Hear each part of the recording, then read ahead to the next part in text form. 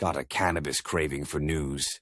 In New Jersey, they're looking to hike the cannabis tax from $2.50 to $15 per ounce to support violence intervention programs. Over in Hawaii, the Senate just slammed the door on raising possession limits. Alabama State University rolls out a new cannabis education program, making a splash in HBCU history.